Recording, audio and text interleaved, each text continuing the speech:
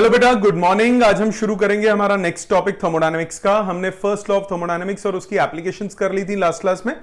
आज हम करेंगे second law of thermodynamics. Now second law of thermodynamics क्या चीज है? ये बेसिकली कंजर्वेशन ऑफ एनर्जी है।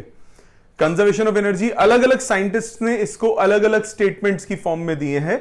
जैसे आपकी स्क्रीन पे आ रही होगी सबसे पहली स्टेटमेंट, इसका नाम है क्लॉशियस स्टेटमेंट। ये स्टेटमेंट क्या कहती है? कहती है it is impossible for a self acting machine to transfer heat from a colder body to the hotter body without any aid of an external agency। देखो, गर्म से ठंडे में तो ऑटोमेटिकली हीट ट्रांसफर हो जाती है, बट ठंडे से गर्म में ऑटोमेटिकली नहीं होगी, आपको उसको वर्क करना पड़ेगा। So without any use of external agency it is impossible to transfer heat from the body at low temperature to the body at high temperature. ये पहली स्टेटमेंट है जो पहले साइंटिस्ट क्लॉशियस स्टेटमेंट में दी थी। पेपर में आपको ये एग्जाम में ऐसे भी आ सकता है कि सेकंड लॉ ऑफ थर्मोडायनेमिक्स इस साइंटिस्ट की स्टेटमेंट बताओ, तो डिफरेंट साइंटिस्ट की स्टेटमेंट है। जैसे नेक्स्ट है आपकी केल्विन स्टेटमेंट, वो आपकी स्क्रीन पे आ रही होगी। कहता है it is impossible for a body और system to perform continuous work by cooling it to the temperature lower than temperature of the coldest one of its surroundings. मतलब सराउंडिंग से अगर मैं किसी बॉडी को ठंडा कर देता हूं, सराउंडिंग से अगर किसी बॉडी को ठंडा कर देता हूं तो उससे वर्क नहीं हो सकता। वर्क क्या होता है? जब हीट ट्रांसफर होता है बॉडी से। अब बॉडी से हीट ट्रांसफर कैसे हो सकता है? अगर वो सराउंडिंग से ठंडी है तो सराउंडिंग से बॉडी में आ सकता है, बॉडी से सराउंडिंग्स में तो नहीं जा सकता। So that is again Kelvin statement. Third है केल्विन प्लैंक स्टेटमेंट। ये क्या कहता है? It is impossible to design an engine that extract heat and fully utilises into work without producing any other effect. मतलब 100% एफिशिएंसी नहीं हो सकती। अगर मैं एक ऐसा हीट इंजन बना रहा हूं, अभी हीट इंजन के बारे में आऊंगा, ऐसा हीट इंजन बनाऊं जो suppose let's say 100 calorie of heat ले, तो उसमें से यूजफुल वर्क वो 100 कैलोरी नहीं करेगा, कुछ ना कुछ लॉस जरूर होगा। सो 100% एफिशिएंट किसी भी चीज का होना पॉसिबल नहीं है। There has to be some losses. तो ये स्टेटमेंट्स हैं जो डायरेक्ट एज इट इज आपको याद रखनी है। पेपर में नाम के साथ आ सकती है, नाम के साथ ना आए तो आपकी मर्जी, जो मर्जी लिखो, सब ठीक है। ठीक है जी। अब आ जाते हैं हम बेसिक हीट इंजन पे। सामने ध्यान दीजिए, हीट इंजन क्या होता है? हीट इंजन एक ऐसा डिवाइस है जो कि इनपुट हीट लेता है एज एन एनर्जी, उसको यूजफुल वर्क में कन्वर्ट करता है और रिमेनिंग हीट जो है उसको बाहर फेंक देता है। अब मैंने क्या बोला कि 100% एफिशिएंसी पॉसिबल नहीं है, मतलब 100 कैलोरी ऑफ हीट ले और 100 कैलोरी का वर्क कर दे, दैट इज नॉट पॉसिबल। सो इसमें तीन चीजें होती हैं। एक होता है सोर्स,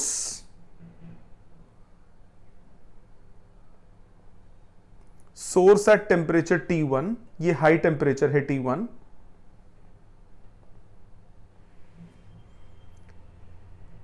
दूसरी चीज है वर्किंग सब्सटेंस,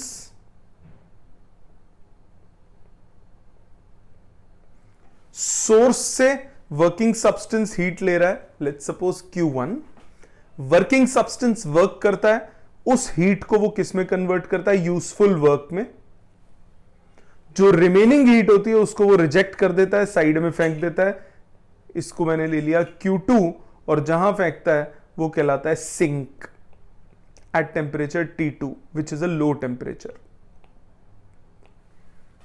दोबारा हीट लिया उसने, कहां से हीट लिया? सोर्स से हीट लिया, हाई टेम्परेचर पे था सोर्स, उससे हीट लिया।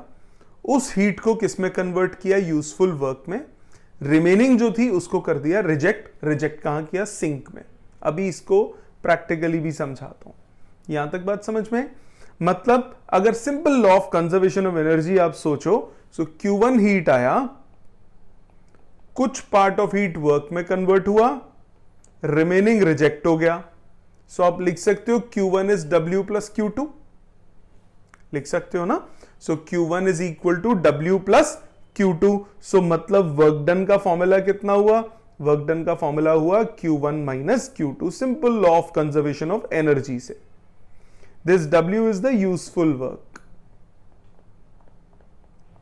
ठीक है। इसमें अगली टर्म जो हम डिफाइन करते हैं वो होता है ईटा। इसको बोलते हैं एफिशिएंसी।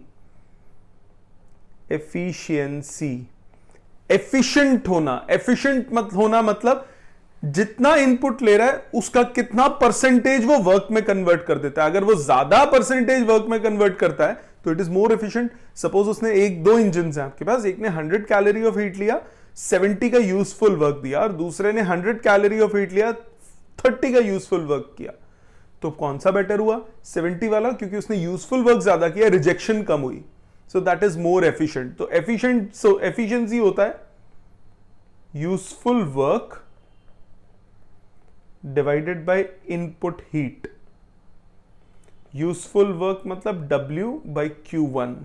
सो एफिशिएंसी का फॉर्मूला हुआ Q1 minus Q2 by Q1, that is 1 minus Q2 by Q1, that is efficiency. अब आप कहोगे सर ये मतलब क्या हुआ इस पूरे हीट इंजन का? चलो मैं एक इसके दो एग्जाम्पल लेता हूं। आपने बचपन में शायद साइंस में पढ़ा हो कभी, दो तरह के इंजन होते हैं जो हम कार, स्कूटर, बाइक और नॉर्मल ट्रेन में यूज करते हैं। एक होता है एक्सटर्नल कंबशन इंजन, एक होता है इंटरनल कंबशन इंजन। क्या फर्क होता है? इंटरनल कंबशन की पहले बात करते हैं।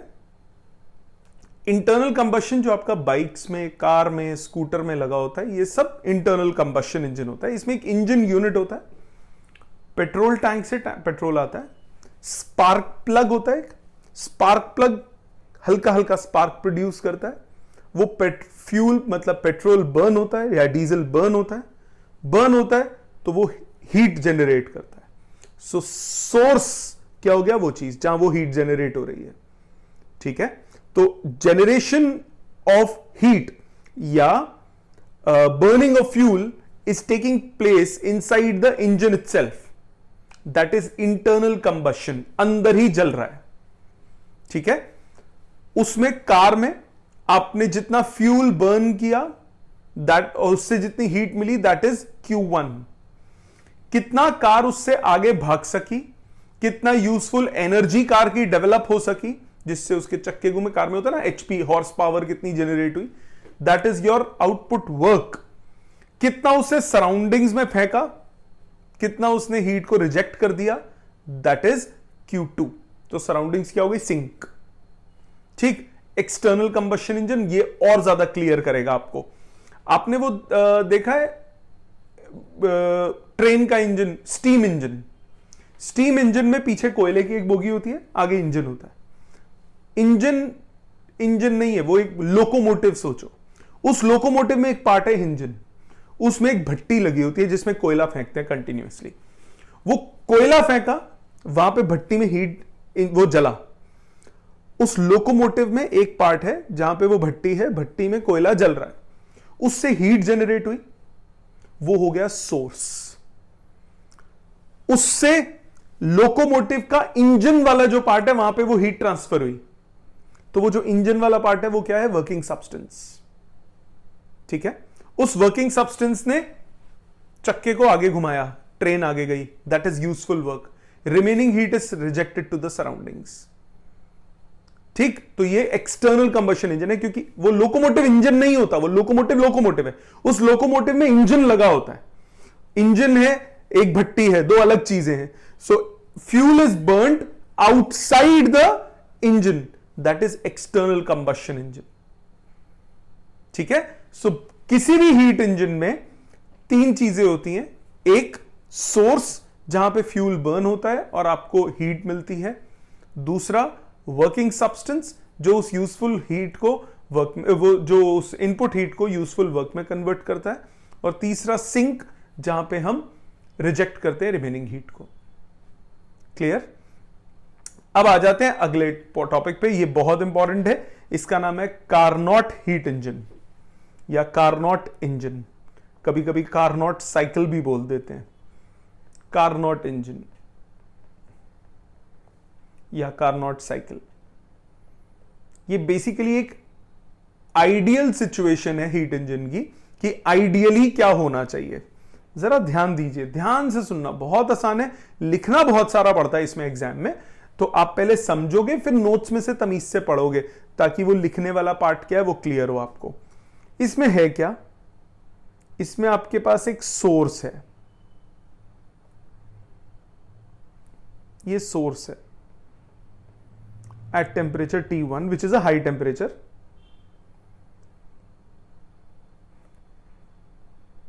सोर्स का बेस डायथर्मिक है, बेस में हीट कंडक्ट हो सकती है, ऊपर टॉप मतलब। एक है इंसुलेटिंग पैड, एक थोड़ा छोटा कर देता हूं।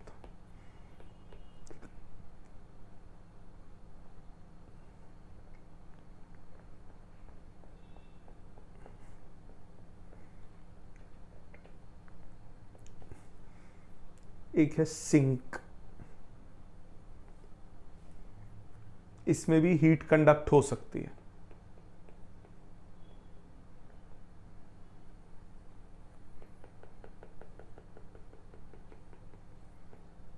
Sink at temperature T2.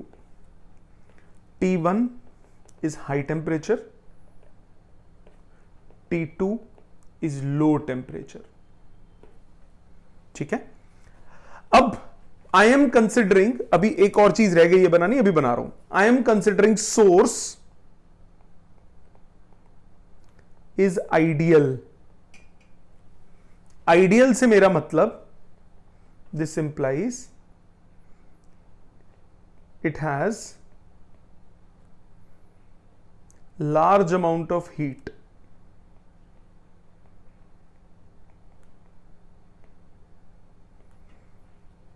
Therefore, any heat taken out of source does not decrease the temperature of source. Source ideal है, उसके पास इतनी हीट है, जितनी मर्जी हीट ले लो, वो बिल्कुल भी उसका टेम्परेचर फॉल नहीं करता। इसी तरह से सिंक इज ऑल्सो आइडियल, मतलब वो भुक्खा है एक नंबर का। That is if any amount of heat is given to sink, it does not raises its temperature. ठीक है जी। सोर्स से जितनी मर्जी हीट ले लो या सिंक को जितनी मर्जी दे दो, ना सोर्स का टेम्परेचर चेंज होगा ना सिंक का। माइंडेड मैं कैपिटल टी लिख रहा हूं, so I am taking temperatures in kelvin. Now इसके ऊपर एक मैंने रखा cylinder fitted with a piston, जिसकी वॉल्स नॉन कंडक्टिंग है, सिलेंडर का टॉप नॉन कंडक्टिंग है, बट सिलेंडर का बेस कंडक्टिंग है। इसमें gas Lee,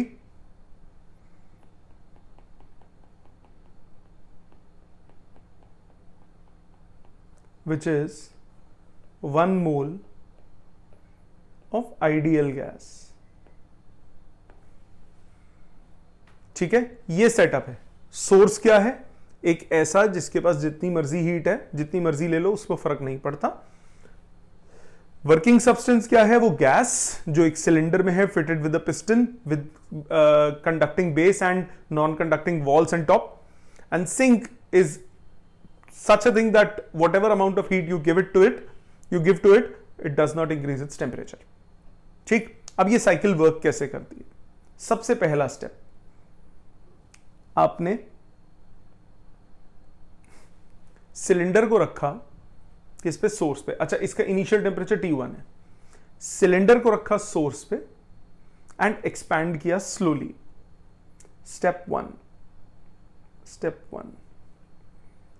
place cylinder on source and expand it slowly.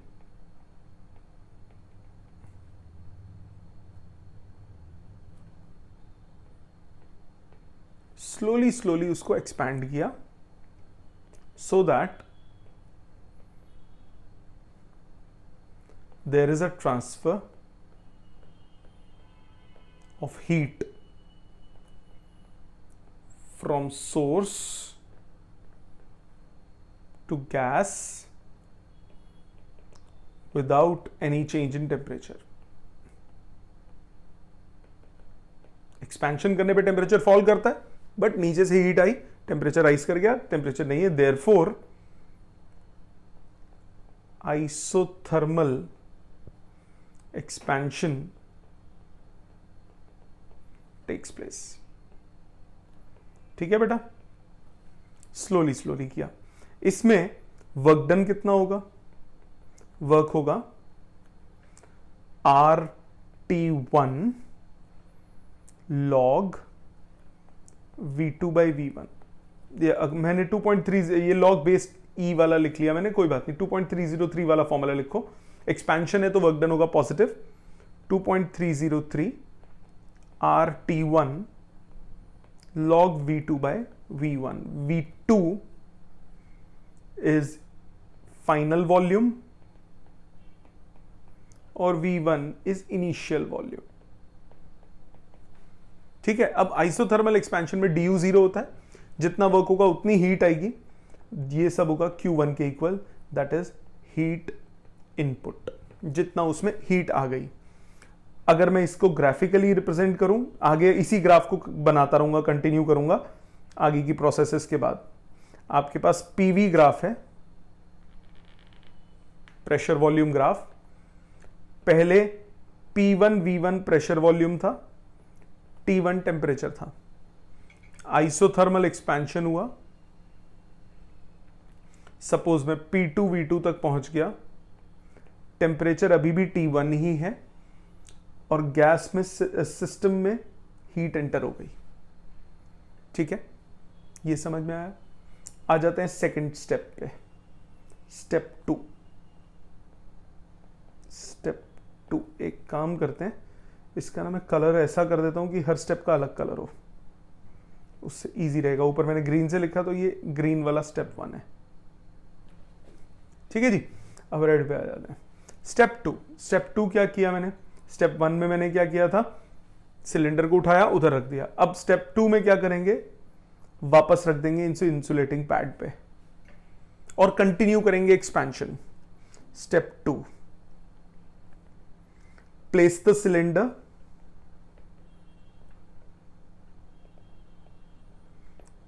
back on insulating stand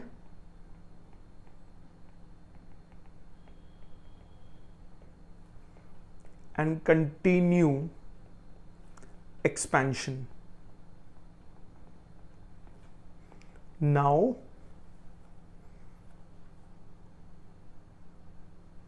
cylinder is insulated from surroundings, therefore adiabatic expansion takes place। हाँ कि ना? Expansion होगी, adiabatic में expansion करते हो तो टेम्परेचर फॉल करता है, hence temperature falls. Let it fall to T2, तब तक फॉल करने दो जब तक टेम्परेचर T2 के बराबर नहीं होता। तो एडियाबैटिक एक्सपेंशन हुई P2 V2 से, वो सपोज यहां पहुंच गया P3 V3 पे और टेम्परेचर हुआ T2, और अब ना हीट सिस्टम में आई ना हीट सिस्टम से बाहर गई। वर्क डन कितना होगा? वर्क डन का फॉर्मूला क्या होता है? R/1 minus gamma T2 minus T1। ये वर्क हो गया सेकंड प्रोसेस का, ये फर्स्ट था। ठीक है बेटा, इतनी बात क्लियर? तो पहले वर्क हुआ 2.303 RT log V2 by V1, ये Q1 हो गया, Q1 के इक्वल हुआ। बाद में वर्क हुआ R/1 minus gamma T2 minus T1। Step 3,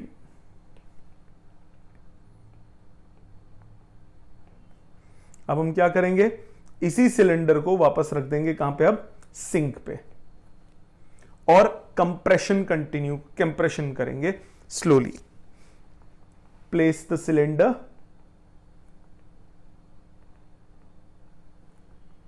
on sink and compress slowly। हौले हौले हौले हौले कंप्रेस कीजिए।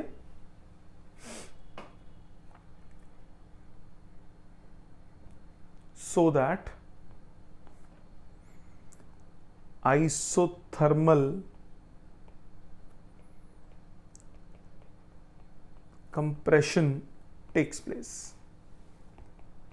इस तरह से कंप्रेस किया, क्योंकि स्लोली कर रहे हैं और टेम्परेचर कांस्टेंट रहेगा तो कौन सा हो जाएगा, आइसोथर्मल कंप्रेशन हो जाएगा। ठीक है जी, इसको ग्राफ पे रिप्रेजेंट करते हैं। P3 V3 से हम आ गए P4 V4 पे, टेम्परेचर हो गया T2, टेम्परेचर सेम रहेगा, आइसोथर्मल कंप्रेशन हुआ, heat is rejected from cylinder to sink. अब वर्क कितना होगा, Q2 के इक्वल, जो हीट रिजेक्ट होती है उसको Q2 लेते हैं। क्या फॉर्मूला होता है आइसोथर्मल कंप्रेशन में, माइनस आ जाएगा 2.303 RT2 log final volume by initial volume. Final volume क्या है, V4 बाई V3। मानते हो बेटा, माइनस को लॉग की प्रॉपर्टी लगा दो, पावर में चला जाएगा, ये होगा 2.303 RT2 log V3 bye V4। रख लो संभाल के, आगे बात समझ। सो ये हुआ थर्ड वर्क। स्टेप 4, सिलेंडर को वापस कहां रखो, उसके इंसुलेटिंग स्टैंड पे, और कंप्रेशन कंटिन्यू करो until it reaches an initial state. Now place the cylinder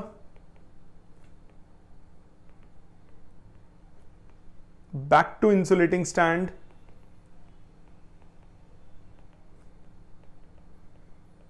and continue compression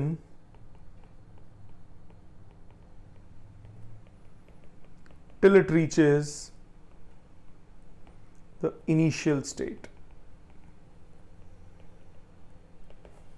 कौन सा होगा, इंसुलेटर पे है, adiabatic compression takes place।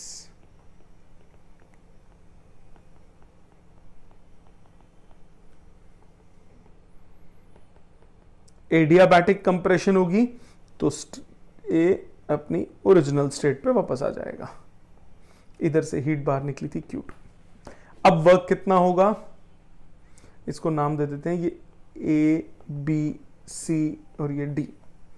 अब वर्क कितना होगा, W4, क्योंकि कंप्रेशन है तो negative.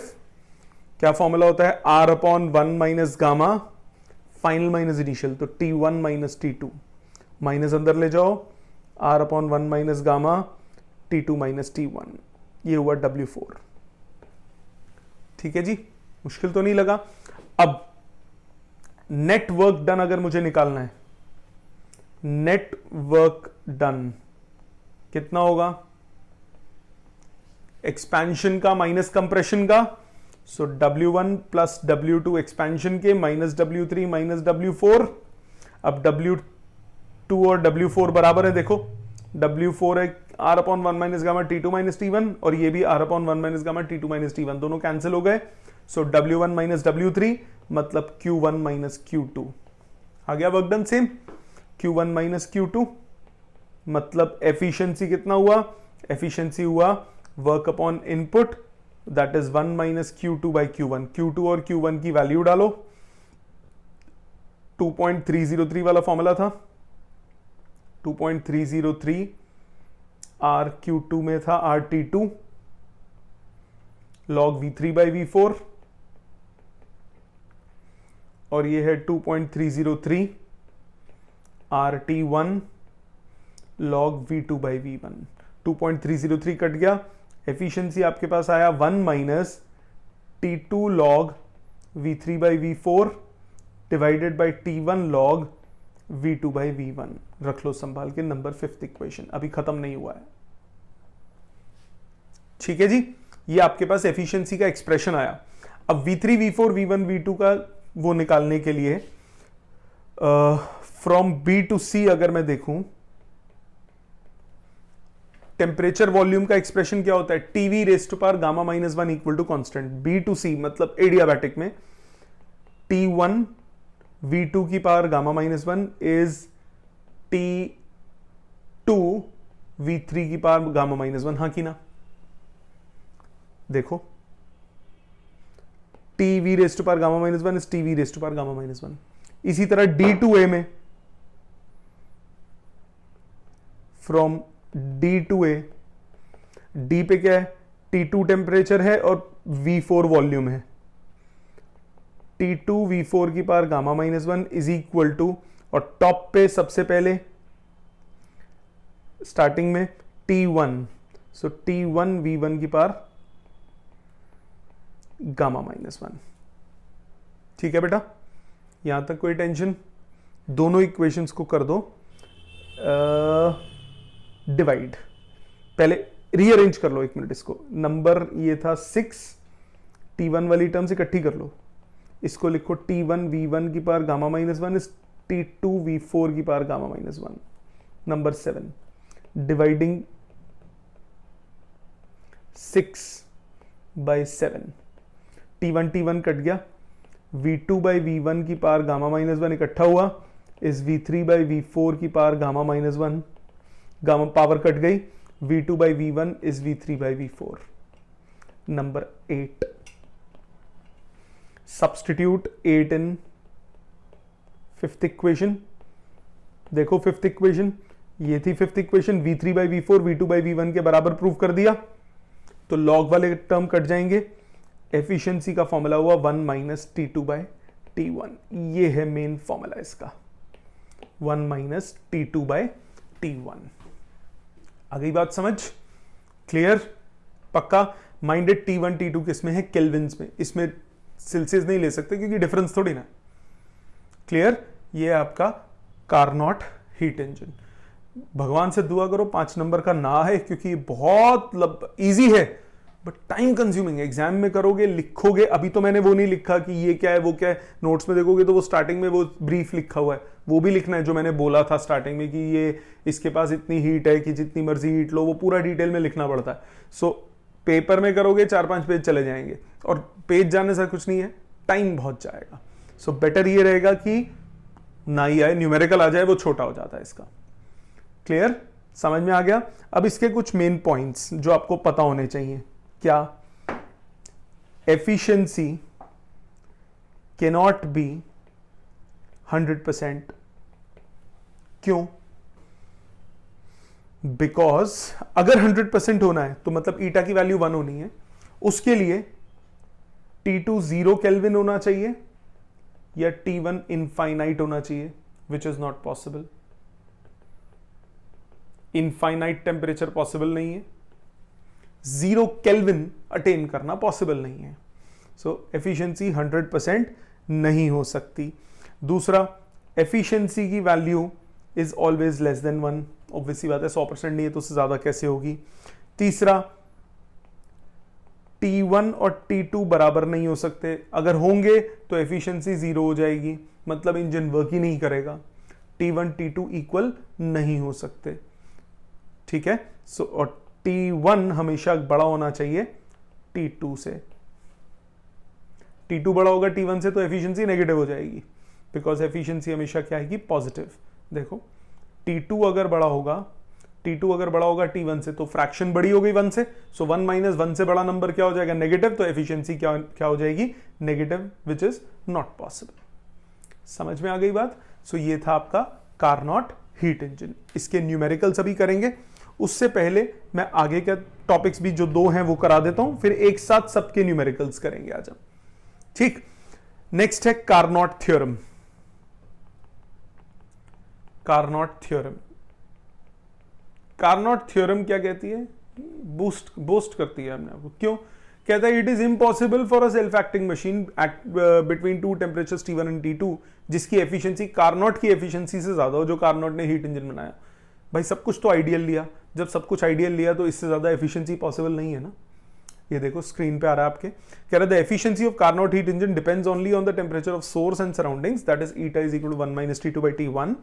Carnot stated that no heat engine working between two temperatures of source and sink can be more efficient than a perfectly reversible engine, that is Carnot engine, working between the same two temperatures. इसको बोलते हैं Carnot theorem कि I am the best, मेरे से अच्छा कोई नहीं बना सकता। क्यों नहीं बना सकता? तूने भी बनाया कहां? तूने सिर्फ थ्योरी दी। थ्योरी दी मतलब आपने सिर्फ ये बोला कि अगर ये सोर्स इतना हो, अगर सिंक इतना हो कि जितनी मर्जी, प्रैक्टिकली वो चीजें पॉसिबल नहीं है। सो वो उसने एक बेसिकली आपको दे दिया, बेंचमार्क दे दिया कि मैक्सिमम कितनी एफिशिएंसी होनी चाहिए अगर हम अच्छे से अच्छा बनाएं तो। ठीक है, समझ में आ गया? सो ये था आपका Carnot heat engine and Carnot theorem. अब वीडियो पॉज करेंगे, पूरा Carnot heat engine, Carnot theorem, Carnot heat engine specifically साथ में लिख लिख के ध्यान से एक बार लिखेंगे अपने हाथ से, फिर उसके बाद इसको रिपीट करेंगे, 2 बार कम से कम लिखेंगे ताकि अच्छे से दिमाग में बैठे, फिर थ्योरी वाइज याद करेंगे, फिर अगले टॉपिक पे चलेंगे, नहीं तो अगला नहीं समझ में आएगा। आप कहोगे समझ में नहीं आया सर, वो इसीलिए नहीं आएगा क्योंकि आप पहले उसको छोड़ दोगे। छोड़ो नहीं, उसको तमीज से याद करो, फिर कार्नोट रेफ्रिजरेटर करना है। ठीक है? सो अगर आपने ये सब कर लिया है तब कार्नोट रेफ्रिजरेटर देखिए। पहले रेफ्रिजरेटर का बेसिक देखिए। आप इसको रेफ्रिजरेटर भी बोल सकते हो या फिर हीट पंप भी बोल सकते हो। रेफ्रिजरेटर कार्नोट का हीट इंजन का उल्टा होता है। उल्टा होता है मतलब रेफ्रिजरेटर में हम हीट बाहर निकालते हैं ठंडे से। फ्रिज में क्या होता है, जो गर्म चीज होती है उसको फ्रिज में रखते हो, ठीक है? फ्रिज क्या करता है, उस गर्म से हीट निकालता है और सराउंडिंग में फेंक देता है। फ्रिज ऑलरेडी ठंडा है तो ऑलरेडी ठंडे से और हीट बाहर निकालनी है और सराउंडिंग्स में फेंकनी है। तो अब उल्टा प्रोसेस होगा। इसमें क्या होता है, इसमें हमारे पास सिंक होता है एट लो टेम्परेचर T2, इससे हीट बाहर निकालते हैं। उल्टा कर दिया हमने, Q2 किसने निकाला, वर्किंग सब्सटेंस ने। उसके लिए अब इनपुट वर्क किया। अभी क्या था, यूजफुल वर्क आउटपुट हुआ था, अब इसमें क्या है, इनपुट वर्क हुआ और ये चला गया Q1 हीट सराउंडिंग्स में, सोर्स में, T1 टेम्परेचर। नॉर्मल आपके घर के फ्रिज के लिए कौन सी चीज क्या मतलब है वो देखो। Sink is basically your refrigerator, Q2 is the heat taken out of refrigerator, W input basically is the electricity consumed। किसी चीज को रख देते हो तो वो सराउंडिंग्स के टेम्परेचर तक तो पहुंच ही जाती है ना, उससे भी ज्यादा ठंडा करना हो तो फ्रिज में डालते हो, तो फ्रिज क्या करता है, उससे हीट निकालता है और सराउंडिंग्स में फेंक देता है, तो उसके लिए वो वर्क करता है, बिजली लगती है उसके लिए, तो that is W input which is the electricity consumed. Q1 is heat rejected, बाहर जो फेंकी उसने। Source is basically surroundings. अब ऑब्वियसली Q1 Q2 से बड़ा होगा ना। सपोज करो मैंने कोई चीज फ्रिज में रखी गर्म ठंडी करने के लिए, उससे 10 कैलोरी ऑफ हीट बाहर निकाली। उस 10 कैलोरी ऑफ हीट बाहर निकालने के लिए लेट्स सपोज 5 कैलोरी का वर्क हुआ। 10 कैलोरी हीट बाहर निकालने के लिए 5 कैलोरी का वर्क हुआ, तो सराउंडिंग में 15 कैलोरी रिजेक्ट होगा, सराउंडिंग में 15 कैलोरी रिजेक्ट होगा। मतलब रेफ्रिजरेटर से निकली 10 कैलोरी बट सराउंडिंग में कितनी पहुंची, 15 कैलोरी। हाँ कि ना? जनरली फ्रिज जिस रूम में होता है, फ्रिज जिस किचन में अगर आप रखते हो, किचन को बंद कर दो या किसी रूम में फ्रिज को रख दो और फ्रिज को बंद कर, रूम को बिल्कुल बंद कर दो, तो वो रूम का टेम्परेचर बढ़ जाएगा। क्यों? रेफ्रिजरेटर के अंदर जो हीट है वो बाहर निकाल के फ्रिज में तो सराउंडिंग्स में तो फेंक देगा, बट वो ज्यादा हीट फेंक रहा है ना। अब फ्रिज का दरवाजा खोल दो किसी कमरे में, फिर भी वो कमरा गर्म हो जाएगा। क्यों गर्म होगा? क्योंकि उसके लिए सोर्स और सिंक दोनों रूम हो गया। रूम से वो जितनी हीट बाहर निकालेगा उससे ज्यादा वो रूम में रिजेक्ट करेगा, सो ओवरऑल टेम्परेचर तो बढ़ेगा ही ना रूम का। समझ में आया? क्लियर? सो ये था आपका। अब इसमें मैथमेटिकली कैसे देखते हैं वो देखते हैं। Q2 amount of heat taken out of the, ये जितनी मैंने टर्म्स लिखी ना ये काम आएंगी न्यूमेरिकल्स में, जो मैंने रेड से यहां पे लिखा था। अब Q2 अमाउंट ऑफ हीट निकली, उसमें वर्क जुड़ा, Q1 अमाउंट रिजेक्ट हो गई, तो इसमें भी वर्क हुआ Q1 minus Q2। Mind it. इसमें ये यूजफुल वर्क नहीं है, ये इनपुट वर्क है, उल्टा है। इसमें हम एफिशिएंसी नहीं डिफाइन करते, इसमें हम डिफाइन करते हैं कोएफिशिएंट ऑफ परफॉर्मेंस। इसको रिप्रेजेंट करते हैं बीटा से, कोएफिशिएंट ऑफ परफॉर्मेंस। फ्रिज कौन सा अच्छा होगा? जो कम इलेक्ट्रिसिटी कंज्यूम करे, जो कम वर्क करे, ज्यादा हीट बाहर निकाल ले। Q2/W। Q2 क्या है? कितना हीट बाहर निकाला। W क्या है? उस हीट को बाहर निकालने के लिए इतना वर्क किया। सो W कम होना चाहिए तो परफॉर्मेंस बेटर होगा। Q2 ज्यादा होना चाहिए ताकि ज्यादा हीट वो बाहर निकाल सके। सो कोएफिशिएंट ऑफ परफॉर्मेंस क्या हो गया? Amount of heat which is taken out divided by amount of work which is done to take out that heat. So Q2/W, that is your coefficient of performance. ठीक? Now, beta मतलब Q2/W कितना होगा? Q2 upon Q1 minus Q2 होगा। Q2 upon Q1 minus Q2, ऊपर नीचे Q1 से divide करो, Q2/Q1, 1 minus Q2/Q1। अभी कारनॉट में आपने निकाला था Q2/Q1 इज T2/T1। आप कहोगे सर ये कैसे निकाला था? देखो जरा ध्यान से, एफिशिएंसी 1 minus T2/T1 थी और एफिशिएंसी 1 minus Q2/Q1 थी, ठीक ही नहीं? मतलब ये न्यूमेरिकल्स में भी हम काम लेंगे। Q2/Q1 is T2/T1। मैंने इसीलिए यहां पे नोटेशंस चेंज नहीं की, सिंक को T2 पे ही रखा, सोर्स को T1 ही रखा, ताकि आप फॉर्मूला सेम यूज कर सको। है एक ही बात, एक में एक तरफ फ्लो है, दूसरे में रिवर्स फ्लो है। सो Q2/Q1 आपके पास है T2/T1, तो आप इसको लिख सकते हो T2/T1 upon 1 minus T2/T1। LCM लेंगे, ये बनेगा T2 upon T1 minus T2। ये आ गया बीटा का फॉर्मूला, मतलब Q2/W का फॉर्मूला। ये न्यूमेरिकल्स में काफी यूज करेंगे हम। कोएफिशिएंट ऑफ परफॉर्मेंस ये होता है T2 upon T1 minus T2। T2 क्या है? फ्रिज का टेम्परेचर। T1 क्या है? सराउंडिंग्स का टेम्परेचर। Q2 क्या है? Amount of heat taken out. W क्या है? Amount of work done to do so. Work done मतलब अमाउंट ऑफ इलेक्ट्रिसिटी कंज्यूम्ड। समझ में आ गई बात? क्लियर? सो ये आपके पास है कारनॉट का रेफ्रिजरेटर। ये बेसिक रेफ्रिजरेटर है, न्यूमेरिकल्स में हम इसी फॉर्मूले को यूज करेंगे। और एक जो हम यूज करेंगे, कारनॉट हो चाहिए हो, Q2/Q1 इज T2/T1। अभी न्यूमेरिकल्स में अप्लाई करके देखेंगे। ठीक है, आ जाते हैं अगले पॉइंट पे, लास्ट पॉइंट इस चैप्टर का। इसका नाम है कारनॉट रेफ्रिजरेटर।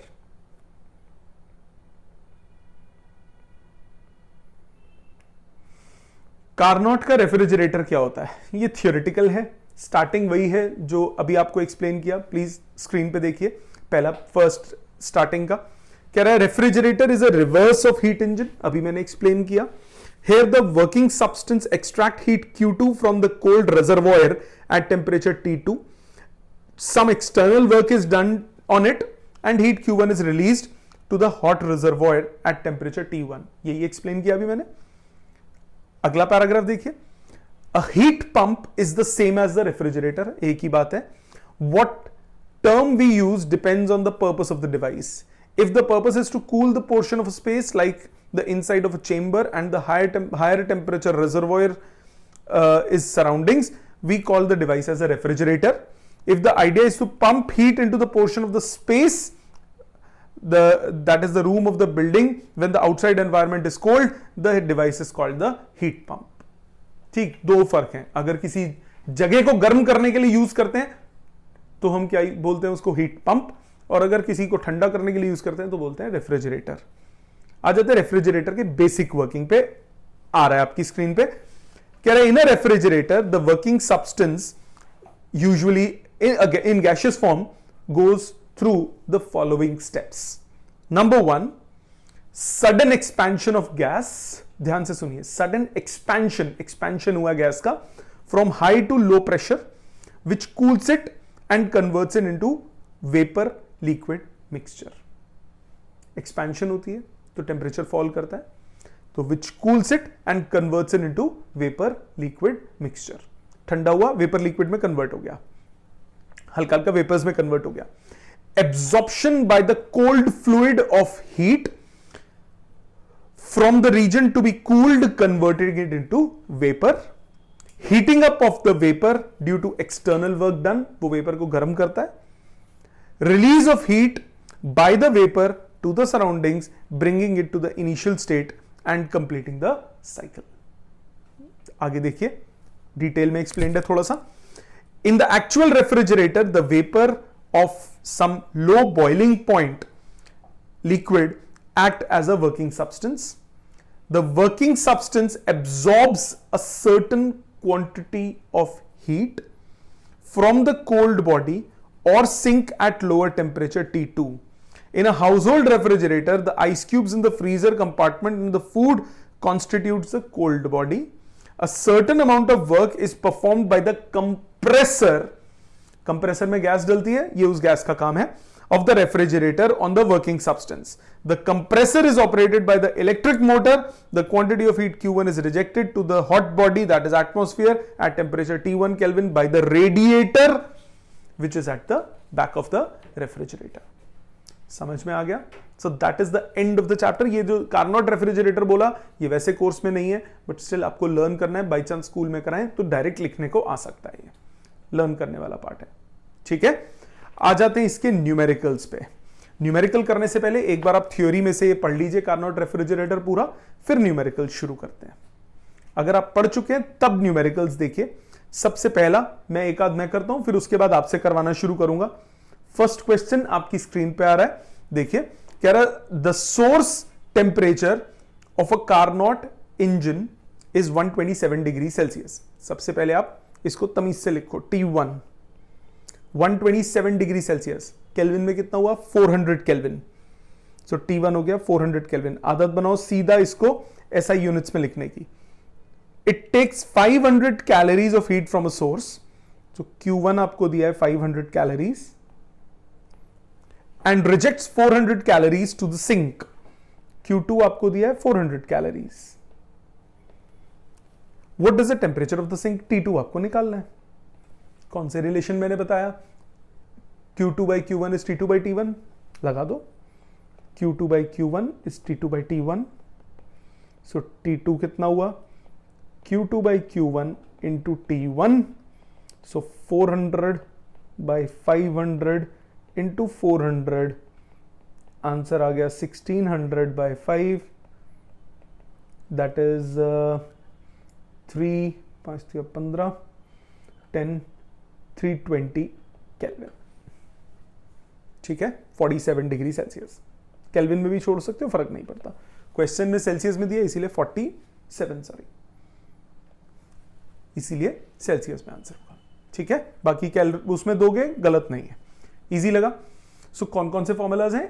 एफिशिएंसी का, कोएफिशिएंट ऑफ परफॉर्मेंस का और एक ये वाला, ये 3 फॉर्मूलाज यूज होंगे. सेकंड क्वेश्चन पहले आप अटेम्प्ट कीजिए अब इसको.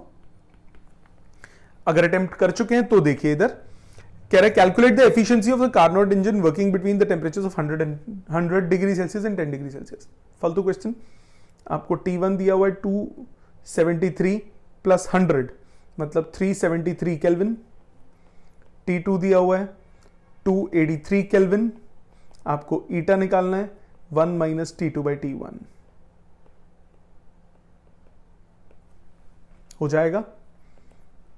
दैट इज 90 बाई 373 और परसेंटेज में करना है. सो 90 बाई 373 इंटू 100, इतना परसेंट की फॉर्म में आएगा. क्लियर? आ जाते हैं थर्ड क्वेश्चन पे. पहले आप अटेम्प्ट कीजिए, स्क्रीन पे आ रहा है. अगर अटेम्प्ट कर लिया है तो देखिए. कह रहा है an inventor claims to have developed one engine working between 600 and 300 capable of having efficiency of 50%. Comment करो ठीक बोल रहा है गलत बोल रहा है.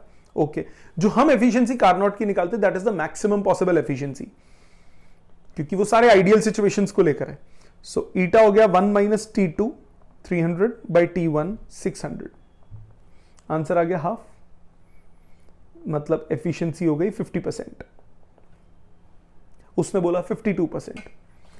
So therefore 50% is the maximum possible efficiency. Hence, claim is wrong, गलत बोल रहा है, 52% पॉसिबल नहीं है।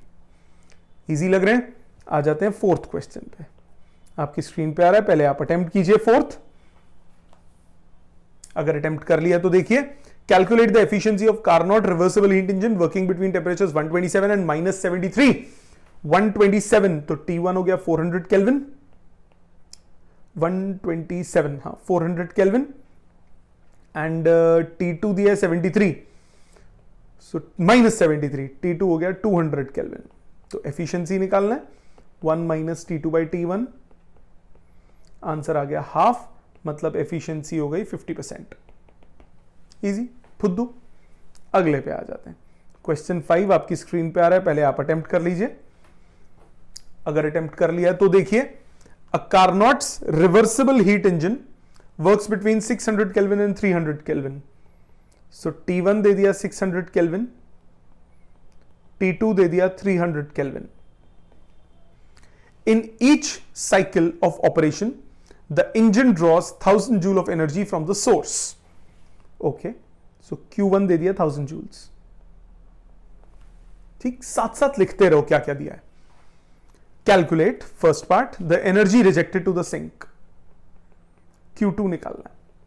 पहले इसी को कर लेते हैं, रिलेशन क्या था, Q2/Q1 इज T2/T1, मतलब Q2 कितना हुआ, T2 300/T1 600 इंटू 1000, आंसर आ गया 500 जूल। इजी। आगे चलते हैं सेकेंड पार्ट पे। एक्सटर्नल वर्क डन, वर्क कितना होता है, वर्क होता है Q1 - Q2, 1000 - 500, आंसर आ गया 500 जूल। इजी। थर्ड पार्ट पे चलते हैं। एफिशिएंसी, एफिशिएंसी कितना होता है, एफिशिएंसी होता है 1 - T2/T1, सो 1 - 300/600, हाफ, तो ईटा आ गया 50%।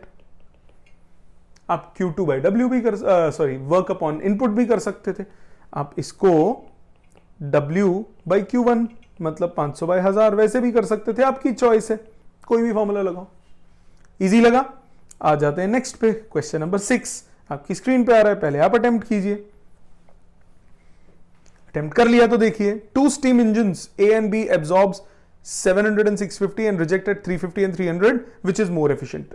हीट इंजन नाम दे दिया मैंने A और B।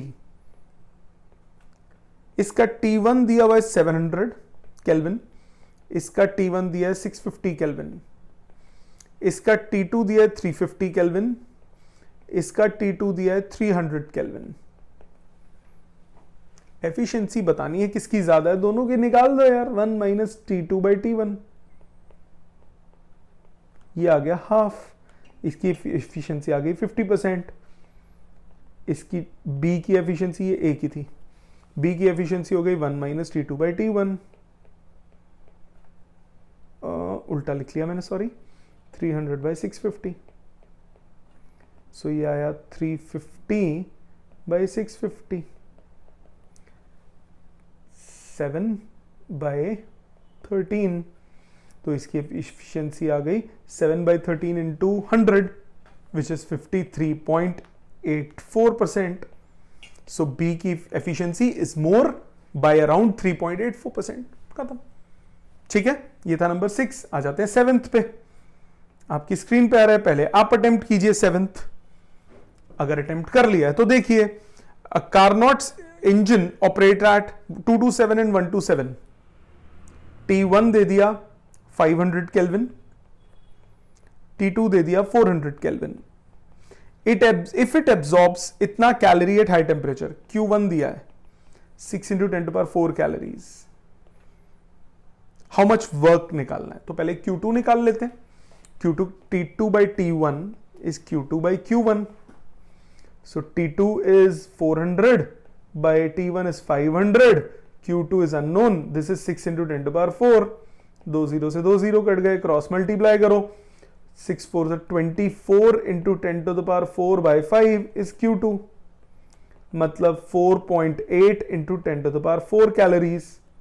ये Q2 आया। आपको निकालना है वर्क। वर्क कितना होता है, Q1 - Q2, ठीक है जी, वर्क होता है Q1 माइनस Q2। सो Q1 कितना था 6 इंटू 10 टू पावर 4 और ये था 4.8 into 10 to the power 4। Answer आया 1.2 इंटू 10 टू पावर 4 कैलोरी। खत्म। ठीक है, चाहो तो जूल में चेंज कर दो, फर्क नहीं पड़ता। ठीक है जी, ये था नंबर 7 सॉरी। अब करते हैं 8th आपकी स्क्रीन पे आ रहा है, पहले आप अटेम्प्ट कर लीजिए। अगर अटेम्प्ट कर लिया है तो देखिए, a Carnot engine whose temperature of source is 400 Kelvin, T1 दे दिया 400 Kelvin, takes 200 calories of heat, Q1 दे दिया 200 calories at that temperature and rejects 150 calories into sink, Q2 दे दिया 150 calories। पोपट। कैलकुलेट T2, फिर से Q1 by Q2 is T1 by T2, तो T2 आया Q2 by Q1 into T1, मतलब 150 by 200 into 400, 300 kelvin. इसके बाद second part efficiency, 1 minus T2 by T1, 1 minus 300 by 400, 1 by 4 आया ये 25%। ठीक बच्चे, अगले पे आ जाते हैं। 9th आपकी स्क्रीन पे आ रहा है, पहले आप अटेम्प्ट कर लीजिए। अगर कर लिया है तो देखिए, इंपॉर्टेंट है ये इंपॉर्टेंट क्वेश्चन है। Efficiency of Carnot cycle is 1/6। Okay, efficiency 1/6 है, मतलब 1 माइनस T2 by T1 1/6 है, रख लो संभाल के। By lowering the temperature of sink by 65, मतलब सिंक T2 होता है, इट इंक्रीजेस टू 1/3, 1/3 हो गया अगर T2 में 65 कम हो गया। यही मतलब हुआ बच्चे, T2 में 65 कम किया, T1 सेम रखा, अब एफिशिएंसी हो गई 1/3। ठीक जी, इसको सॉल्व करो। 1/3 इज इक्वल टू 1 माइनस, अलग अलग करो, T2 by T1 माइनस नहीं प्लस 65 by T1, सेपरेट कर दिया डिनोमिनेटर के साथ। अब ये आपके पास फर्स्ट इक्वेशन में था 1/6, मैंने फर्स्ट इक्वेशन यूज की। अब 1/3 minus 1/6 is 65 by T1, 1/3 minus 1/6 कितना हुआ, 6 minus 3/18, 3/18, 1/6 is 65 by T1, T1 आ गया 390 केल्विन। इसको फर्स्ट इक्वेशन में सब्स्टिट्यूट कर दो, 1 minus T2 by T1, so 1 minus 1/6 5/6, T2 by 390 is equal to 5/6, तो T1 आपके पास आ जाएगा 325 केल्विन। ठीक बच्चे, ये था नंबर 9। आ जाते हैं नंबर 10 पे, आपकी स्क्रीन पे आ रहा है, पहले आप अटेम्प्ट कीजिए। अगर अटेम्प्ट कर लिया है तो देखिए, the boiling point of water at a pressure of 50 atmosphere is 250 degree Celsius. Okay, calculate the theoretical efficiencies of the engine operating between the boiling point of water at 1 atmosphere and 50 atmosphere। पहले first at 1 atmosphere मतलब normal conditions पे, normal conditions पे boiling point कितना होता है 100 degree Celsius. Boiling point of water assuming the temperature of sink is 227 degree Celsius, तो T1 कितना हो गया, जब 1 एटमॉस्फेयर है तो 100 डिग्री सेल्सियस पे बॉयल होता है, सो 273 प्लस 100 373 केल्विन। और T2 कितना है, T2 दिया है 300 केल्विन, हाँ की ना, T2 दिया है 300 केल्विन। आपके पास पहले केस में एफिशिएंसी कितनी आई, 1 माइनस 300 बाई 373 इंटू 100, परसेंटेज में सीधा सीधा कैलकुलेट कर रहा हूं, 73 by 373 into 100, so 73 divided by 373 into 100, ये आता है आपके पास 19.57, अप्रोक्सीमेटली 19.6%। रख लो संभाल के, आपको निकालना है दोनों का रेशियो निकालना है। सेकेंड पार्ट पे आते हैं, एट 50 एटमॉस्फेयर जब 50 एटमॉस्फेयर है तो बॉइलिंग पॉइंट उसने बोला 250 है, सो 273 प्लस 250 ये आपके पास आता है 523, तो अब T1 हो गया 523 केल्विन। T2 अभी भी कितना है 300 केल्विन, वो सेम बोला है उसने क्वेश्चन में। अब एफिशिएंसी कितनी हुई 1 minus T2 that is 300 by T1 that is 523, so 523 minus 300 is 223, into 100 साथ साथ कर देता हूं, सो 223 इंटू 100 डिवाइडेड बाय 523 सॉल्व करके आता है जी 42.64%। ठीक है जी, दोनों का रेशियो लेना है, सो रेशियो ही निकालना ना, कंपेयर सो ईटा 1 और ईटा 2 बोल देते हैं इसको, सो ईटा 1 और ईटा 2 का रेशियो आया 19.6 divided by 42.64, 19.6 divided by 42.64 solve करके आता है 0.46 या 0.459। कंपैरिजन हो गया, कंपैरिजन मतलब रेशियो लेना होता है। क्लियर बच्चे, ये था नंबर 10। अब आ जाते हैं क्वेश्चन नंबर 11 पे, आपकी स्क्रीन पे आ रहा है, पहले आप अटेम्प्ट कर लीजिए। अगर अटेम्प्ट कर लिया है तो देखिए a Carnot engine takes in heat from the reservoir of heat at 427 degree Celsius. T1 दे दिया 427 डिग्री सेल्सियस मतलब 700 kelvin, and gives out heat to the sink at 77। T2 दे दिया 350 kelvin. How many calories per second must it take from the reservoir, Q1 निकालना है, in order to produce a useful mechanical work of 375 watt। Work आपको चाहिए 375 what, work दिया है आपको। ठीक है, अच्छा जी, क्या एक्सप्रेशन है, पहले तो Q1 Q2 का, Q1 upon Q2 is T1 upon T2। इससे Q2 निकाल लो क्योंकि Q2 अननोन है, Q2 चाहिए भी नहीं, Q2 हो गया, Q1 निकालना है, Q2 हो गया Q1 into T2 by T1, so Q1 into 350 by 700 that is Q1 by 2। Work कितना होता है, वर्क होता है Q1 minus Q2, so 375 is Q1 minus Q1 by 2 which is Q1 by 2, मतलब Q1 आपके पास आया 750 वॉट। पर आपको वॉट में नहीं निकालना, आपको क्वेश्चन में बोला है कैलोरीज। Q1 जूल्स में आया बेसिकली, जूल्स, Q1 जूल्स में आया, वो वॉट में दिया हुआ था, इतना ये जूल्स है पर सेकंड, सो Q1 भी जूल्स पर सेकंड में आएगा। इसको कैलोरी में कन्वर्ट करोगे 4.18 से या 2 से 4.18 से डिवाइड करो कैलोरी पर सेकंड, सो 750 डिवाइडेड बाय 4.18 आपके पास आता है 179.2।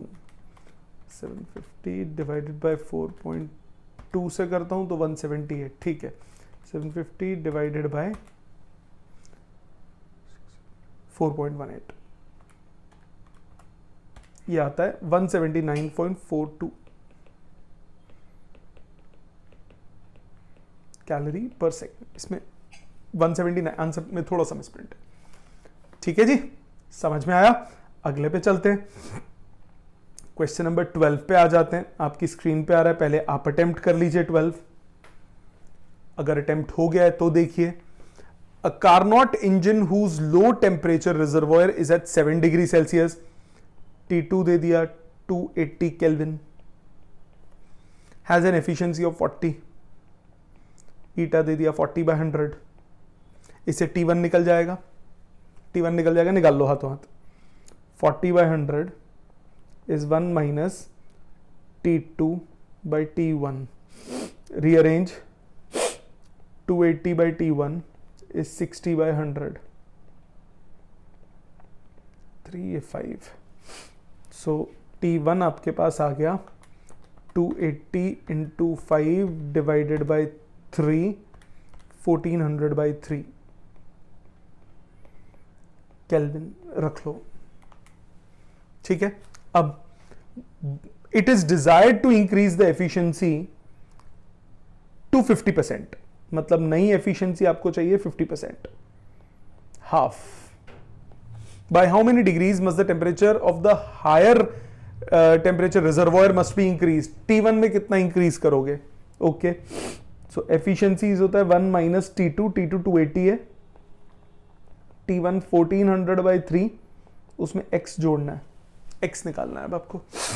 सो half is equal to 280 upon 1400/3 plus x, cross multiply 1400/3 plus x is equal to 560। So x आपके पास आया 560 माइनस 1400/3, सॉल्व करते हैं। 560 इंटू 3 माइनस 1400, यह आता है 280 डिवाइडेड बाई 3, आंसर आया 93.33 केल्विन और डिग्री सेल्सियस, क्योंकि ये चेंज है ना। अब चेंज आपका सेल्सियस में हो या केल्विन में हो फर्क नहीं पड़ता ना। समझ में आया, मुश्किल तो नहीं लगा। अगले पे आ जाते हैं, 13th पे आपकी स्क्रीन पे आ रहा है, पहले आप अटेम्प्ट कर लीजिए। अगर अटेम्प्ट कर लिया है तो देखिए, कह रहा है Carnot engine works between 200 degree Celsius and 0 degree Celsius, okay. T1 है जी 200 डिग्री सेल्सियस, सो 473 केल्विन। T2 है 273 kelvin. Another Carnot engine works between 0 and minus 200.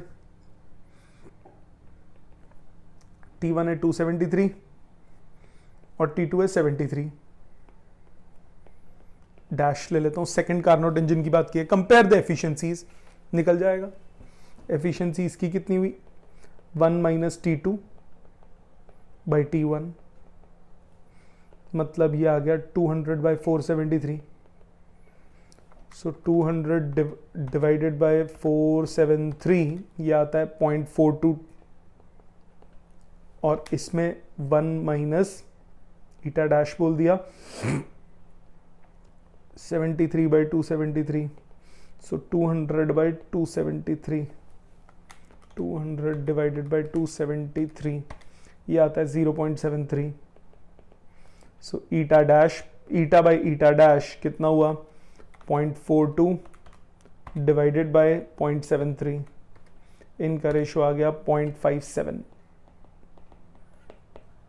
पहला पार्ट तो क्लियर। आगे क्या बोला, if in both cases the working substance absorbed 4 kilo calorie of heat energy, Q1 आपको दिया है 4 kilo calorie, calculate the mechanical work done, work निकालना है, कर लोगे दोनों केसेस में, ठीक है। वर्क डन है, जनरली वर्क ना जूल्स में निकालना चाहिए, हीट कैलोरी में निकालना चाहिए। सो ये हुआ 4000 इंटू 4.18, इसको जूल्स में कन्वर्ट कर लेते हैं, इसीलिए मैंने 4.18 से मल्टीप्लाई किया। ये मेरे पास आया 1.67 इंटू 10⁴। ये इतना जूल Q1 है। आपको क्या निकालना है, आपको निकालना है वर्क, ओके। सो वर्क और इसमें रिलेशन क्या है, W/Q1 एफिशिएंसी होती है, work upon input 1 minus T2 by, यही एफिशिएंसी है ना, एफिशिएंसी आप निकाल चुके हो, सीधा W निकल जाएगा दोनों केसेस में। आपको दोनों केसेस का ईटा और दोनों केसेस का Q1 तो सेम है, निकल जाएगा। ये था नंबर 13। आ जाते हैं 14th पे, आपकी स्क्रीन पे आ रहा है, पहले आप अटेम्प्ट करिए। अगर अटेम्प्ट कर लिया है तो देखिए, कहता है 3 Carnot engines operate between 600 kelvin and 200 kelvin, 600 kelvin and 200 kelvin. दूसरा है 500 एंड 300, और तीसरा है 400 and 100। First engine gives out 600 calories of heat per kilo calorie, okay, मतलब ठीक है। सो गिव्स आउट मतलब बाहर निकालता है, तो Q2 दिया है 600 कैलोरीज पर किलो कैलोरी, तो 1 किलो कैलोरी मतलब 1000 कैलोरीज इनपुट है, कैलोरीज। दूसरा Q2 देता है 500 और Q1 है कितना, कहाँ गया, पर किलो कैलोरी, 1000 कैलोरीज, और तीसरा 250 पर kilo calorie.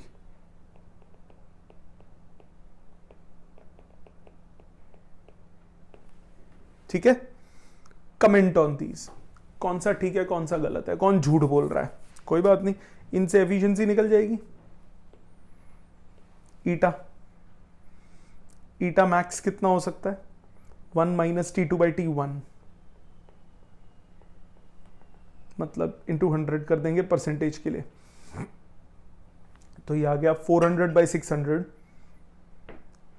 400/600 into 100, 400/6, 200/3, 63 point something percent, 66.6%। इधर से भी निकाल लो, अगर इससे कम आती है मतलब 1 माइनस Q2/Q1 निकाल लो, अगर इससे कम आ जाए तो ठीक बोल रहा है, अगर इससे ज्यादा आ रही है तो झूठ बोल रहा है। ठीक है, सेम काम तीनों में करना है, कर सकते हो। नेक्स्ट आ जाते हैं क्वेश्चन नंबर 15 पे, आपकी स्क्रीन पे आ रहा है, पहले आप अटेम्प्ट कीजिए। कर लिया है तो देखिए, 1 mole of ideal gas is taken in a Carnot engine working between 27 and 227, 227 T1 हो गया 500 केल्विन एंड T2 हो गया 300 kelvin. The useful work done in 1 cycle is 600 joules. ठीक है जी, calculate the ratio of the volume of the gas at the end and the beginning of isothermal expansion, मतलब V2/V1 निकालना है। ये क्या होता है, Q1 2.303 RT 1 मोल है, 1 मोल है, अगर नहीं होता तो N आ जाता, 2.303 RT log V2/V1। तो Q1 पहले निकालो, Q1 निकाल लोगे, उससे आप वर्क वाला एक्सप्रेशन लगा के करोगे, करते हैं। Work upon input W/Q1 is 1 minus T2/T1, यही है एफिशिएंसी का फॉर्मूला। वर्क है 600 अपॉन Q1 नहीं पता, 1 माइनस 300/500, ये हो गया 2/5, 600/Q1। सो आपके पास Q1 आ गया 1500 जूल्स, 1500 जूल। अब फॉर्मूला लगाओ, Q1 यानी वर्क, फर्स्ट सेक्शन का वर्क, ये होता है 2.303 RT log V2/V1। आपको V2/V1 निकालना है। सो Q1 इज 1500, 2.303, R की वैल्यू 8.3 दिया हुआ है, SI में है। टेम्परेचर T1 500 log V2/V1, आपको V2/V1 निकालना है। इसको डिनोमिनेटर में लेके जाओ, सॉल्व करके कुछ आएगा log V2/V1। सो V2/V1 कितना हो जाएगा, anti log of that value, जो भी ये वैल्यू आई थी। कर लोगे कैलकुलेट। ये था नंबर 15। आ जाते हैं 16 पे, आपकी स्क्रीन पे आ रहा है, पहले आप अटेम्प्ट कीजिए। कर लिया है तो देखिए, अ Carnot engine operates between 27 and 227. So T2 low temperature 300 Kelvin, T1 500 Kelvin. Calculate the work done if it takes 10 to the power 4 calories of heat from the source. So Q1 दिया है 10 to the power 4 calories, work निकालना है। Relation eta W/Q1 is 1 minus T2/T1। आपको ये पता है, ये पता है, ये पता है, Q1 पता है, W निकल जाएगा। ठीक है जी, अगले पे आ जाते हैं, क्वेश्चन नंबर 17 पे, आपकी स्क्रीन पे आ रहा है, पहले आप अटेम्प्ट कीजिए। कर लिया है तो देखिए, a power station uses super heated steam eight approximately 500 degree Celsius. Okay, तो T1 हो गया आपका 773 केल्विन।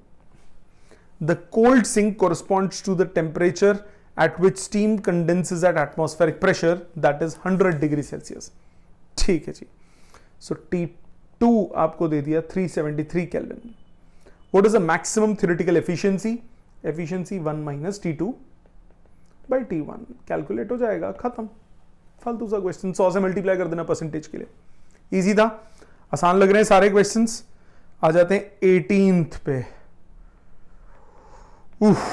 अटेम्प्ट कीजिए पहले आप, अगर कर चुके हैं तो देखिए। A perfect Carnot engine utilises an ideal gas as working substance. Okay, the source temperature is 2 to 7 degree Celsius and the sink is 127। T1 पता है आपको 500 केल्विन, T2 पता है 127 plus 273 400 kelvin. Find the efficiency eta 1 minus T2 by T1, 100 से multiply कर देंगे, 20% efficiency आ गई। कहां गया, ये रहा efficiency. The heat received from the source Q1 निकालना है, and the heat release to the sink Q2 निकालना है। When 10,000 joule of work is done, work दिया है 10,000 जूल्स। Q1 पहले निकालो, एफिशिएंसी का formula Q1 by W, sorry W by Q1 is efficiency, इससे Q1 निकलेगा। फिर work is equal to Q1 minus Q2, work पता है Q1 पता है, Q2 निकलेगा। ठीक जी, ये था number 18th। Let's move on to 19th। आपकी स्क्रीन पे आ रहा है, पहले आप अटेम्प्ट कर लीजिए 19th। अगर अटेम्प्ट हो गया है तो देखिए, 2 Carnot engines A and B are operated in series. Okay, 2 Carnot engine है A और B, इनको सीरीज में कनेक्ट कर दिया। The first one receives heat at 900 Kelvin, okay जी, and rejects to the reservoir at T Kelvin, okay जी। The second engine received the heat rejected by the first and in turn rejects the heat to the reservoir at 400 Kelvin. ठीक है जी। Calculate the temperature T for the situations, first part, when the efficiencies are equal. दोनों की ईटा equal है, तो first वाले की efficiency कितनी हुई 1 माइनस T2 बाई T1 और दूसरे की 1 माइनस T2 बाई T1। बात समझ में आ गई क्वेश्चन में? क्रॉस ब्रैकेट खोलो, T1 1 कट गया, माइनस माइनस कट गया, T स्क्वायर आ गया, 9 चौके 36, 36 और 4 0, सो T आ जाएगा 600 केल्विन।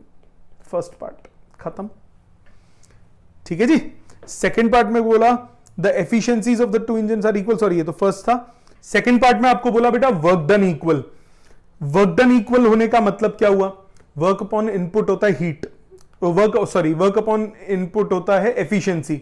यहां मान लिया Q1 है, यहां Q2 है और यहां Q3 है, सो WA का divided by Q1 is 1 minus T2 by T1। ठीक है, इसी तरह से WB का upon Q2 is 1 minus 400 by T। मानते हो बेटा? दोनों के WA और WB इक्वेट कर दो, यही बोला क्वेश्चन में। मतलब Q1 into 1 minus T by 900 is Q2 into 1 minus 400 by T।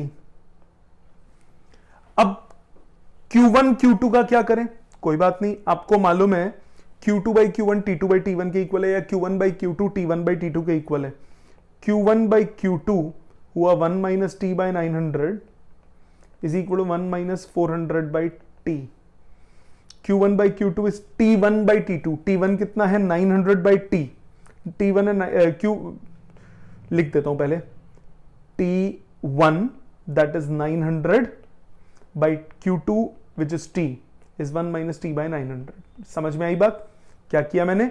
Q2 by Q1 को T2 बाई T1 ये वाला रिलेशन यूज किया, is 1 minus 400 by T। Bracket open करो, 900 by T minus 1 is 1 minus 400 by T। Rearrange, 900 by T plus 400 by T equal to 2, so 1300 by T equal to 2, तो T equal to 650 kelvin. समझ में आया?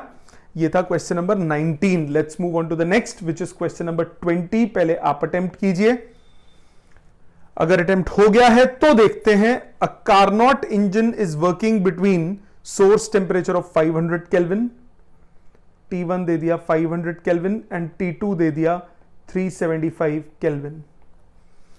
If the engine extracts 600 kilocalories per second from the source, तो Q1 दे दिया 600 into 10 to the power 3 calories. Efficiency निकालना है, first part में निकल जाएगा 1 minus T2 by T1 calculation हो जाएगी. सेकेंड पार्ट में हीट रिजेक्टेड Q2 निकालना है. सो Q2 by Q1 is T2 by T1. ये पता है Q2 निकलेगा.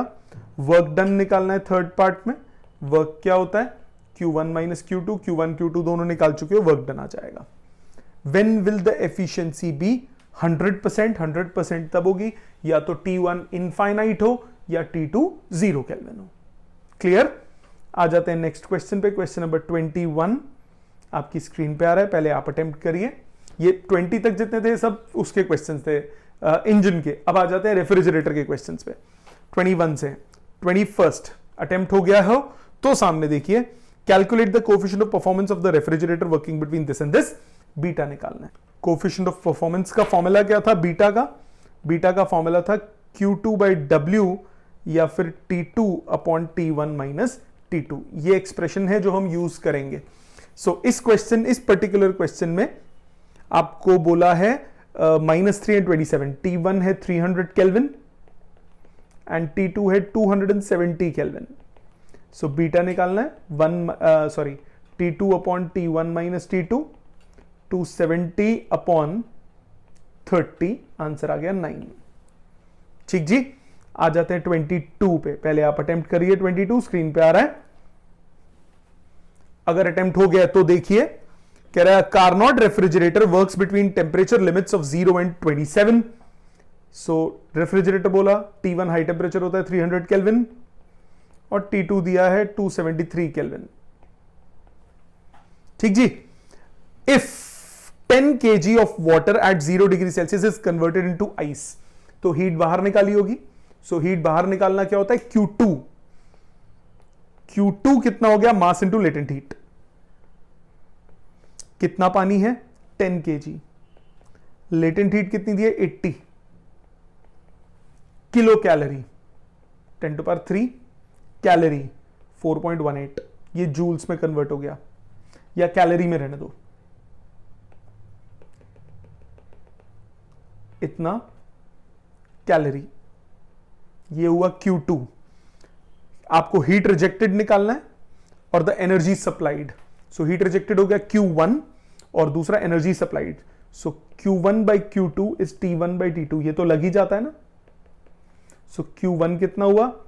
T1 300 by T2 273 into Q2 which is 8 into 10 to the power 5. So 300 divided by 273 into 8, ये आपके पास आता है 8.791 into 10 to the power 5 calories, या फिर 879.1 किलो कैलोरी. और दूसरा बोला वर्क डन, मतलब इनपुट वर्क. ये हुआ Q1 minus Q2. So 879.1 kilo calorie minus ये कितना है? 800 kilo calorie, which is 79.1 kilo calorie. Joules में जनरली इसे निकालो, क्योंकि वर्क या इलेक्ट्रिसिटी आप जूल्स में निकालते हो. तो ये आ जाएगा 79.1 into 10 to the power 3 into 4.18 joules. ठीक बच्चे, ये था 22. अब आ जाते हैं 23 पे. क्वेश्चन 23 पहले आप अटेम्प्ट करिए. अगर अटेम्प्ट हो गया तो देखिए, कह रहे हैं refrigerator A works between -10 and 27. So T1 है 300 केल्विन, T2 है 263 kelvin. while refrigerator B works at -20, T2 -20 and 17 हो गया 290 केल्विन और -20 हो गया 253 kelvin. Both removing equal amount of heat 2000 joule from the freezer. तो Q2 दे दिया 2000 जूल्स दोनों ही सिचुएशन में. Which of the two is better? Better कौन सा है? Which of the to? अच्छा, 2000 जूल की कोई जरूरत नहीं है. बेटर वैसे वो होगा जो कम वर्क करेगा, जो इलेक्ट्रिसिटी कम कंज्यूम करेगा, या जिसका कोएफिशिएंट ऑफ परफॉर्मेंस ज्यादा होगा. सो आप जिस मर्जी कॉन्सेप्ट से कर लो। सो आपके पास वो एक्सप्रेशन क्या था, Q2 by W is T2 upon T1 minus T2। देखो यही था ना, ये लिखा मैंने T2 upon T1 minus T2। सब चीज पता है, इससे W निकाल लो, इधर से भी W निकाल लो। जिसका W कम है वो प्रेफर होगा, because it will consume less amount of electricity. ठीक है, यही फॉर्मूला दोनों में लगना है। Q2 पता है, T2 पता है, T1 पता है। ओके, नेक्स्ट आ जाते हैं 24, लास्ट क्वेश्चन। पहले आप अटेम्प्ट कर लीजिए 24। अगर अटेम्प्ट हो चुका है तो देखिए, how much energy in watt hour may be required to convert 2 kg of water into ice at 0 degree Celsius, assume that the refrigerator is ideal। Okay, 2 kilo पानी है, उसको आइस में कन्वर्ट करना है। टेम्परेचर ऑफ फ्रीजर -15 है, room temperature 25, initial temperature of water 25 degree पानी है, 25 degree पे पानी है। ओके, सो जो वाटर होगा उससे हीट निकालनी पड़ेगी। कितनी हीट निकालनी पड़ेगी, वो होता है Q2। पहले उसे पानी को ठंडा करना पड़ेगा, M। Specific heat of water कितना होता है, स्पेसिफिक हीट ऑफ वाटर की वैल्यू क्वेश्चन में गिवन होनी चाहिए थी, पर कोई नहीं, 4200 जूल पर केजी पर डिग्री सेल्सियस। और टेम्परेचर में चेंज आपको कितना चाहिए, पहले पानी में 25 डिग्री से 0 डिग्री पे, प्लस उसको बर्फ में कन्वर्ट करना है, mass into latent heat. Latent heat given होनी चाहिए, ऊपर वाला यूज कर लेते हैं, 80 किलो कैलोरी वाला। 80 किलो है 10⁻³ कैलोरी, 4.18 जूल्स में कन्वर्ट, दोनों जूल्स में निकलेंगे। सो ये हो गया Q2। इतनी बात समझ में आ गई, ये कैलकुलेट हो जाएगा, इतना जूल्स आंसर हुआ, ये Q2 हुआ। आपको क्या निकालना है, एनर्जी, वर्क डन निकालना है। Q2 by W is T2 upon T1 minus T2। So work कितना हुआ, Q2 into T1 minus T2 by T2। T1 आपको दिया हुआ है room temperature 25 degree Celsius which is 298 kelvin, और T2 फ्रीजर का टेम्परेचर, मतलब 273 में 15 कम, 258 केल्विन। ये सब वैल्यू सब्स्टिट्यूट करके W निकल जाएगा। W आपका जो भी वैल्यू आएगी वो जूल्स में आएगी। ठीक है, समझ में आया, कन्वर्जन हो जाएगी वॉट आवर में। वॉट आवर की कन्वर्जन कैसे होती है, 1 जूल होता है वॉट सेकंड, कन्वर्ट कर लोगे ना वॉट आवर में। ठीक है, समझ में आया, क्लियर। सो ये थे आपके 24 क्वेश्चंस। इनको अब आपका होमवर्क है आज का, लर्न थ्योरी इन राइटिंग। लिख के एक एक चीज एटलीस्ट ट्वाइस, 2 बार लिख के करेंगे। Number 2, redo each numerical. Easy है, हो जाएंगे। ठीक है जी, थैंक यू वेरी मच।